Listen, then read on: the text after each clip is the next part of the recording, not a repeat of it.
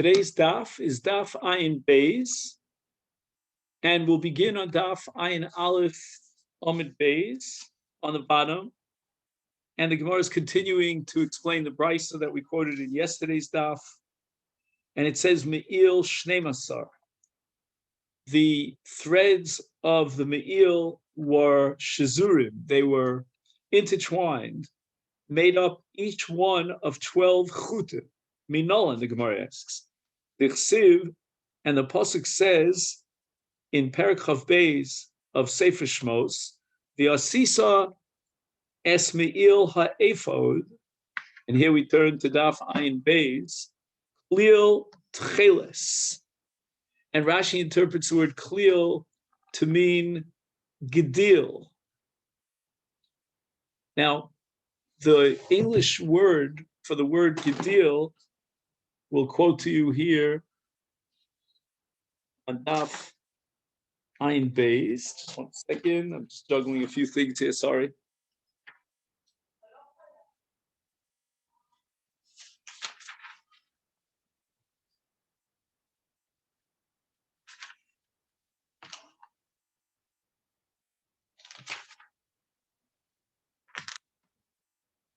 Braided.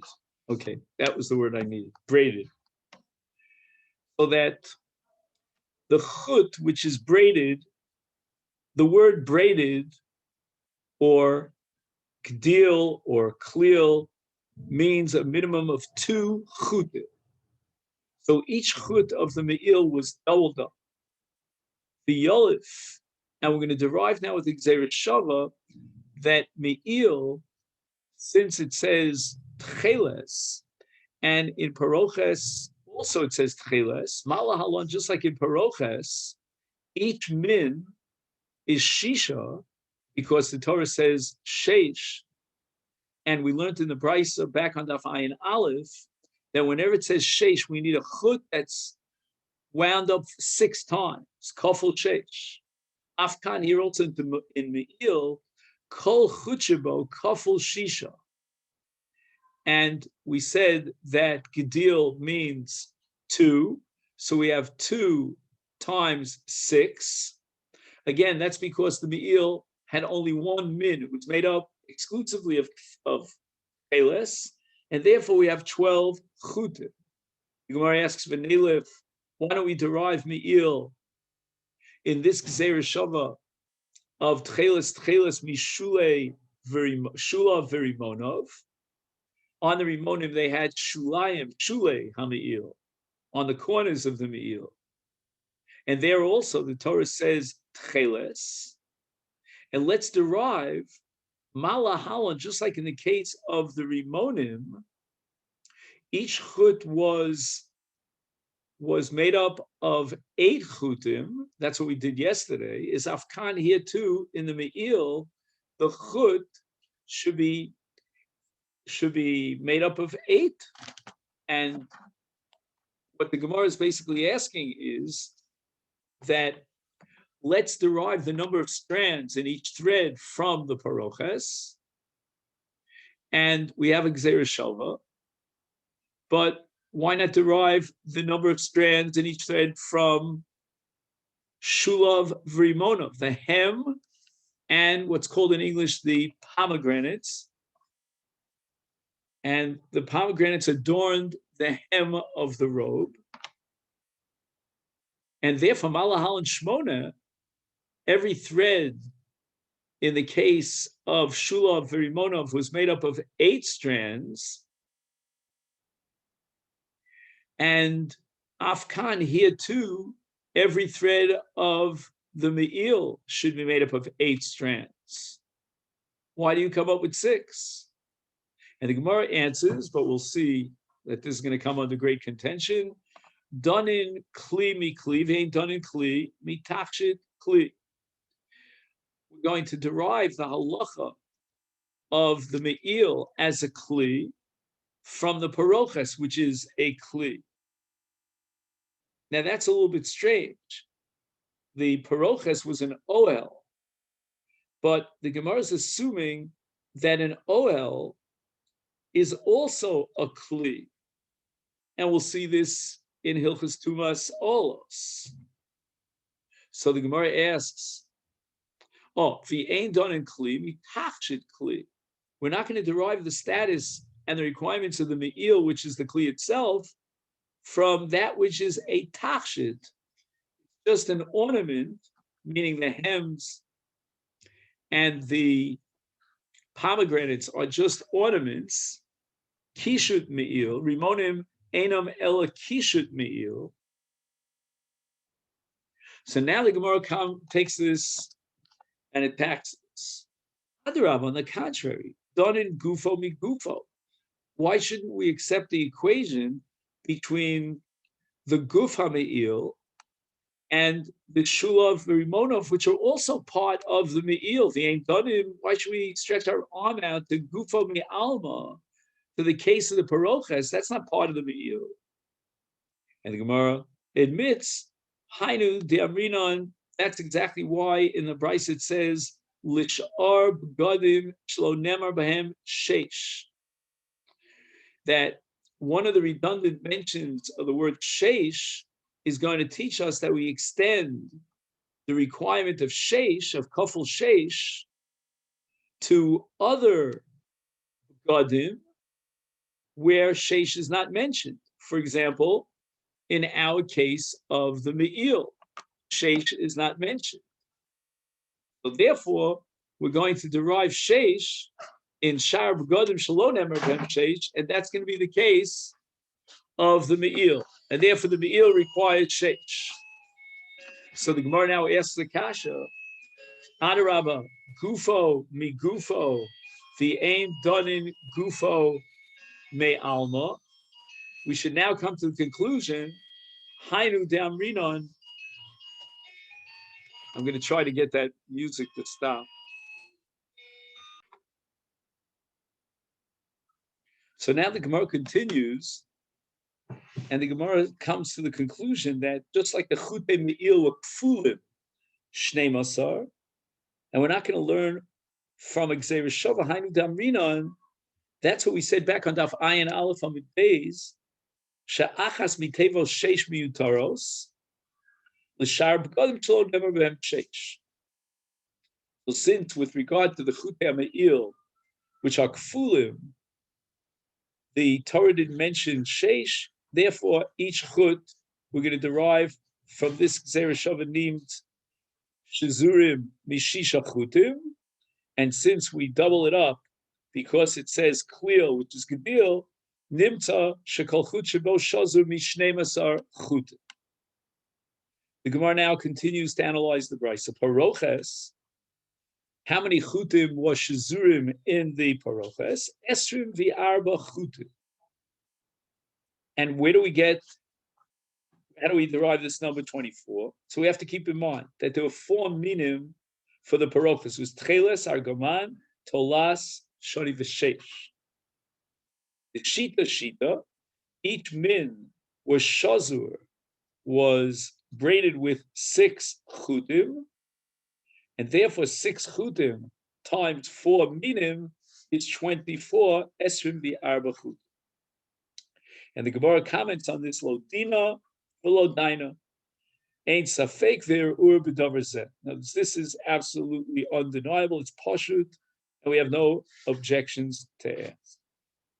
Now, the last din in the Bryce is chochek the ephod. Their strands was shizurim mi esrin ushmona chutim. How do we get 28 chutim minolan? The chsiv in Shmos Chav Ches it says v'asisa choshen mishpat maaseh choshev. Kemaise ephod ta'asenu zahav tcheles v'argaman v'solash shani v'sheish machzor. So we have 4 minim: tcheles, argaman, tolat shani v'sheish. Regard to the ariga of both choshen and ephod. The shita. Each one of them requires 6 chutim because it says sheish. Now, if we have 6 chutim and 4 minim, we multiply 4 by 6, so we have esrim v'arba chutim. However, how do we get and jack up the number from 24 to 28? Because the chutei zahav, in the case of ephod v'choshen, the Torah requires that shazur, that we have not only braided 4 minim, but we need 4 chutim, which the Gemara is going to explain, of zahav, of gold. Esrim usmanya, that jacks up the number by 4, from 24 to 28. So the Gemara now asks Yoma, why don't we say zav nami, just like we applied the halacha of shizurim, of shisha chutim, braided 6 different chutim together in the case of all the other 4 minim. Why not apply that to the case of the chut of zahav? And if we multiply it by 6, then we're going to add 6 to 24, and we'll get to the number of 30. There'll be 30 chutim shizurim in each chut. 6 times 5 is 30. There are now 5 minim because the Torah added zahav. Amarav Achabar Yaakov Amakra, the pasuk says, with regard to the creation, the asiyah of chutei zahav, vayiraku es pachei zahav, v'kitzatz psilon. They beat the gold into a thin platter that's called meradadin pasim dakim min zahav, v'kotzim mehem psilim dakim.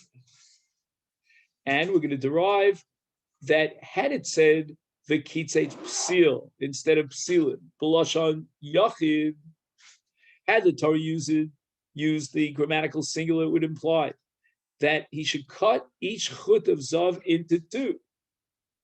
But it says the kitzet psilim b'lashon rabba, and that's going to teach us that he should take 2 strands in half, which means 4 strands. She katzets Shnei chutim l'shnayim, harei kan arba chutim. We're going to add 4 chutim instead of 6 chutim. So once again, we have 2 strands in half, and that's 4 strands, and that's going to add to the 24. Because of the 4 times 6 of the 4 minim other than zav, and that gives you 28. Now the Gemara offers a second answer. Rav Ashi Amar Makra, with regard to chutei zav, vayiraku es pachei zahav v'kitzet psilim, lasos betoch hatcheles ubetoch argaman ubetoch tolas hashani ubetoch hashesh. The implication is that there wasn't zav, a min ha'omid b'fnei atzmo, as something that stood on its own, but rather it was always mixed together with the other 4 minim. And therefore it's not possible that there could be 6 chutei zav.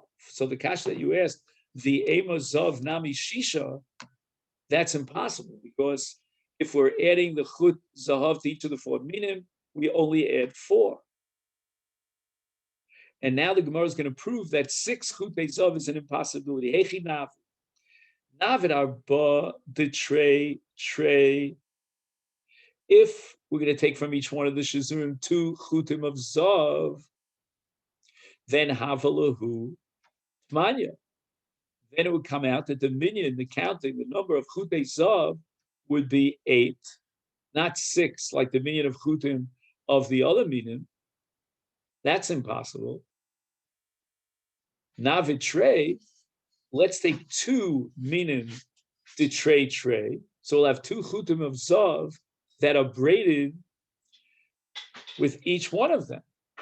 Utrey, and then we'll take the balance of the other 2 minim, de chad, and we'll do a braiding for each one of them of only 1 chut of zav. So now you have all told 6 chutim of zav. Mar rejects that. That's also not possible, because with regard to the choshen, the Torah says v'asisa beyu kol asiyosav shavos, that all the minim should be made in a uniform way, and in each min there should be the same number of chutim. And therefore, it's impossible to say that we'll have a minyan that differentiates between one min and the other, or 2 minim and the other 2 minim. So the minyan of Chutei Zav, in the suggestion that we just had of Trey, and Trey Chad, the Chad, is not a minyan shav of Chutim, and we need a minyan shav of Chutim. So therefore, the bottom line is, as he summarizes it here, Hayutvuyim Chut Echad Shel Zahav B'chol Min Umin. Now the Gemara wants to know about an entirely different question regarding Bigdei Kahuna. Amar Rachava, Amar Rab Yehuda Makareya, Bigdei Kahuna Loke. Anyone who rips Bigdei Kahuna violates a lav doraisa. V'haya pi rosho b'socho safa yelepiv saviv lo yikareya. So with regard to the me'il, the Torah says that you're not allowed to rip the garment. Now the Gemara quotes Rabbi Yehuda in a general sense, Bigdei Kahuna. The impression you get is that all Bigdei Kahuna are included under this lav, even though the pasuk itself addresses the case of Me'il. Maskifle, Rav Acha Bar Yaakov, B'dilma Hachi Kamarachmana. Maybe this is what the Torah is saying. It's not a law, but Navidle Safa Ki Hechi Delo Nikra. The Torah is only commanding us to double up that part of the Me'il, what's called the Piyah Me'il, that's where you open the Beis HaTzavar of the Me'il, so that by creating this kefel, it will strengthen the big beged and it shouldn't be ripping. So the Torah is really just giving us instructions as to how to create the beged. The Torah doesn't have mind lo yikara to generate an Isur lav with a chiv malchus on the Maisa Kriya. Gemara answers miksiv. Does the pasuk say safa yelepiv saviv shelo yikare? Shelo with a shin would be implying so that it shouldn't get ripped.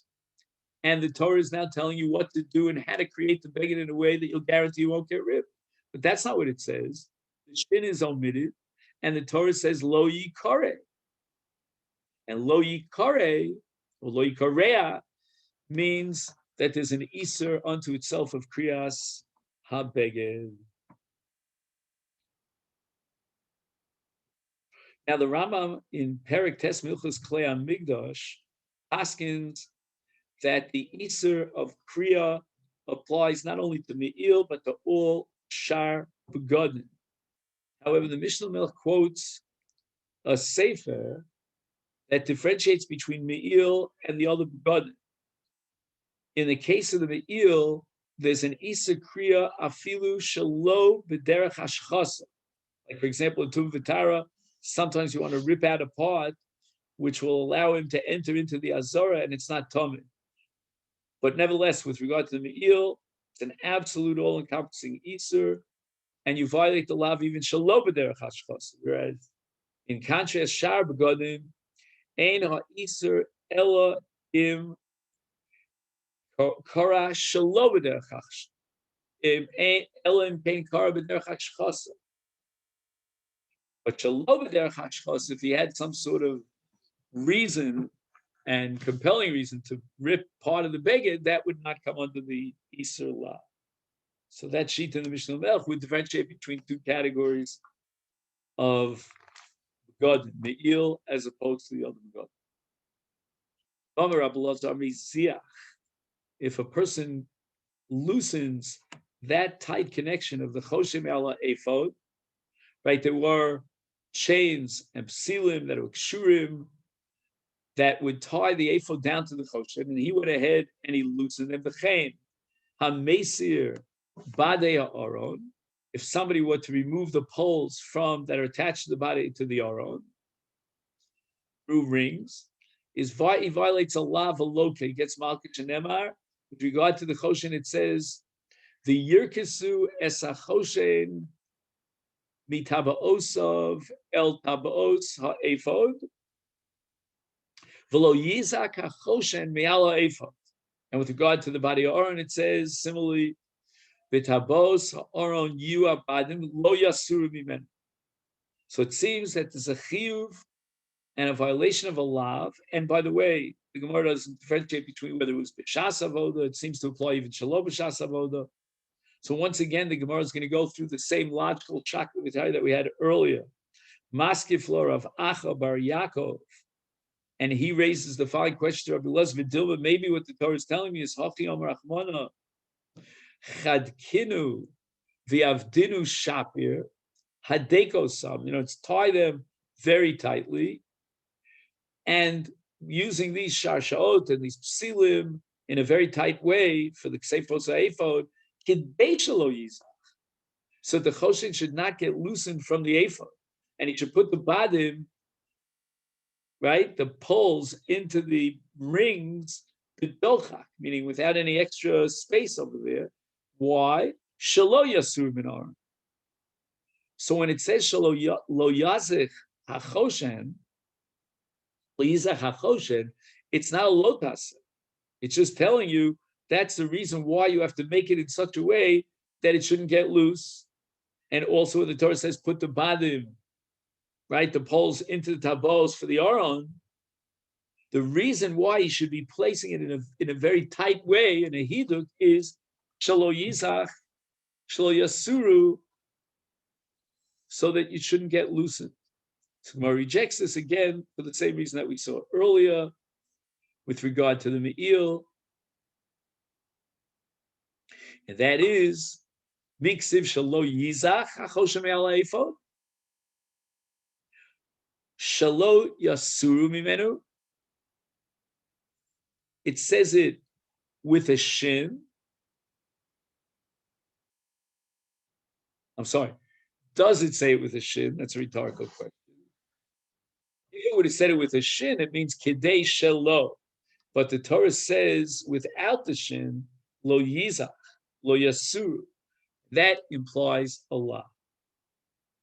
Rabbi Yossi, Rabbi Chanina Rami, he has a steer in two psukim. Ksiv in one pasuk it says, "B'tabaot ha'aron yu abadim lo yasur mimenu." Mashma, it would seem from this pasuk that the badim, these poles, lo yuzazim klal mitoch hatabos, were placed in such a way that they wouldn't move at all. They were real attached, real stationary. Uksiv, and on the other hand, we have another pasuk that says, "V'huva," or "Veviu espadav b'tabaos." And it doesn't say it doesn't say v'samta, it says hava. It implies that even after they put the badim in, they would move back and forth. And hava is a lashon of holacha ve'hava. So it seems like it was movable. But Ketzad, how do we reconcile these two psukim? The answer is the bottom are misparkim, zazim, mitzad l'tzad, but betoch hatabos, inside the tabos. In other words, there was a certain revach, a rifyon. And the reason for that is because they were dakim be'emtza isam. But on the other hand, ein nishmotin. They couldn't be separated completely unless you really, really use the koach and a dolchak, because at the heads, Baroshim, it was thicker.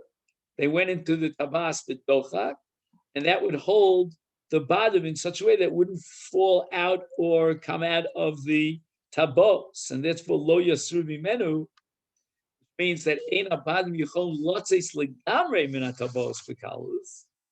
But the pasuk doesn't mean that einam zazim b'tocham. Wow, they don't move at all.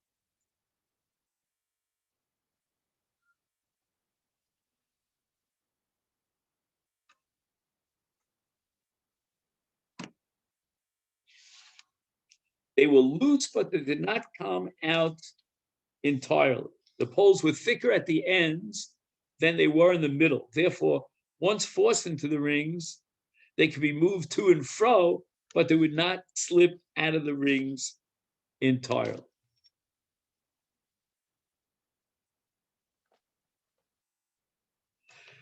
Omar, Rabbi Chama, Rabbi Chanina, Ma'itziv. What does the pasuk mean in Shmos Chavav? Yasisas hakrashim lamishkan atzei shitim omdim. what is the meaning of the word omdim?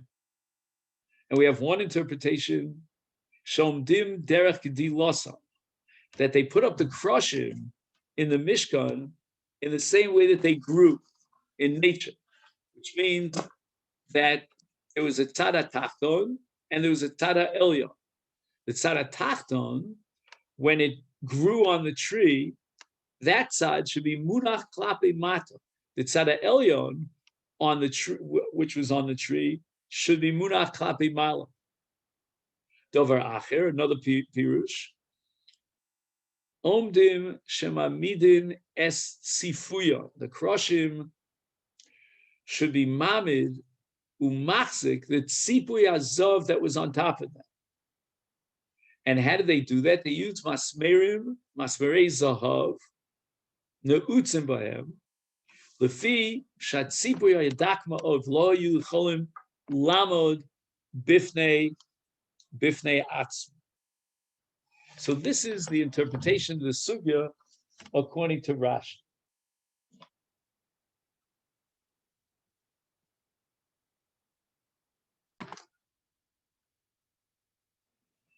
Standing, omdim, means supporting.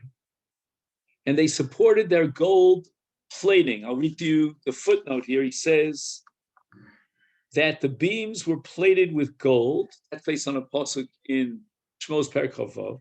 The pasuk teaches that rather being made from large sheets, the size of beams, the plating consisted of several small plates which were riveted to the beams and supported by. Dovar acher. Now we have another explanation of the word omdim. Shema tomar. You might say, Ovad sivram abatel sikuyam. Now, what we're talking about is that there was a gniza of the Ol Moed, and together with the gniza of the Ol Moed were the kroshim, when nignazim imo together the kroshim, and then Ovad sivram. There's no future, there's no hope for these kroshim. Batel sikuyim, like we say in Hebrew, sikuyim. In other words, there's no real chance, and we shouldn't be anticipating and hoping that they'll come back. Talmud lomar omdim, sha'omdim li'olam uleolamim, that the Beis Hamikdash will be rebuilt, and they will stand again, like they did originally. Omar Rabbi Chama bar Chanina, my dechsiv. What does the pasuk mean when it says "Ves big day hasrod l'shareis b'kodesh"? Why the big day kahuna called milashon sarid, which means she'eris, something that is left over. And here we're going to read the Gemara on the top of Hayim Beis Amid Beis. This teaches us il mole big day kahuna. If not for the big day kahuna, that the Kohanim were makriv the korbanos while they were wearing the big day kuna and bring the kapara klali, so they're not allowed to be makriv without the big day kuna. Lo nishtayr misoneim shel Yisrael. The euphemism here, the Jewish people, sorry to polt. There was to be nobody left, chas v'sholem, from klali. So we need the kapara of the korbanos. In the note here, he brings another interpretation in the name of the Siach Yitzchak, that it's the kapar that comes through the Godim themselves. And it's a very difficult interpretation because sorry to Polit means to be nobody left of Klal Yisrael Chas v'Shalom. Now, we still have the karbanos that are mechaper, even if we don't have the kapara that's inherent in the God. Okay, so we're going to stop here on the top of Ayin Beis Amid Beis.